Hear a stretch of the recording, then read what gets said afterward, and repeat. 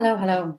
Are you a leader who has here's this term, awakened? So, before those who are not awakened and run away off this and think this is nothing to do with you, it is because leading is serving.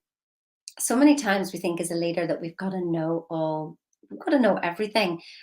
But my goodness, there's a whole team of people with amazing knowledge. So, just think of Henry Ford. Whenever he took the papers to court and he was like saying, "Well, I don't need to know everything. I've got 10 people here.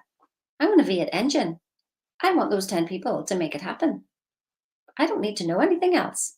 I've seen it in my head and I want them to create it." Look at the empowerment in that. They kept coming back and going, "We can't make it. We can't make it." And he just goes, "I want a V8 engine. I want a V8 engine." Look at the empowerment that he gave them, that they had to come up with it. They had to come up with the idea. How many times as a leader do we give the answers instead of empowering them to come up with their own answers? It's kind of funny, isn't it? To see leadership as actually a serving role. See, Bob Proctor said that the best leaders were once intelligent followers, but you never stop being an intelligent follower. And one of the things I realized is that, in Think and Grow Rich, Napoleon Hill was alluding to it, that there's three areas of knowledge that you've got in your head, clearly, and I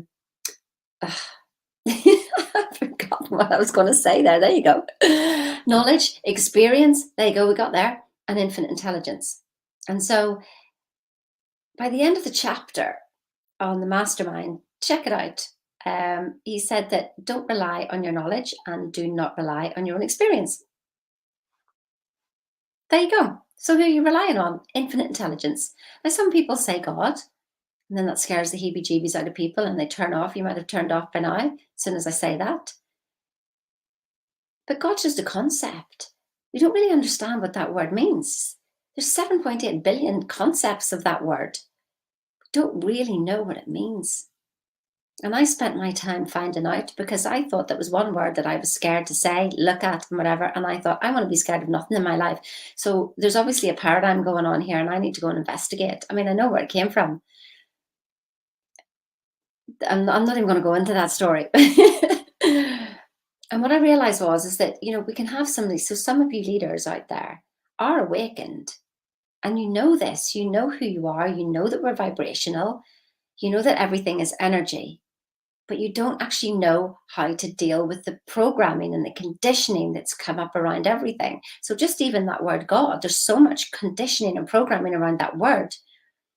So what other words are you saying that you're conditioned around? What other thoughts are you having? What are the beliefs that you've got that are just literally preconditioned little bubbles that you've taken for granted and taken as you? They're nothing to do with you. They've gone looking for, where do you store thoughts in this body? Where? They're not in here. Thoughts are things that are just literally floating around. Like there's so much information going across me right now. All the money in the world is going across me right now. But we can't see it. 99.999% of this world we cannot see. And that's where everything is. This is just 0.001%. And so if you're struggling, you know this stuff. You know that you're vibrational. You are what you would call awakened. So you know how to well, you know it, but you're not actually living it. Maybe you're talking it, but you're still not living it. When things happen, you have fear, doubt, and worry.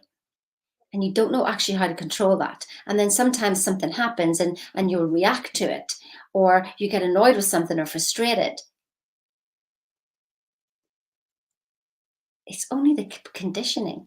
There's beliefs going on in there that you can't see because it's in the subconscious. We're 2% conscious and 98% subconscious.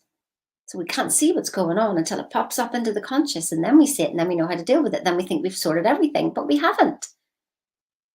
There's so many things that you're hanging on to that are not yours. So why don't you literally book a call with me?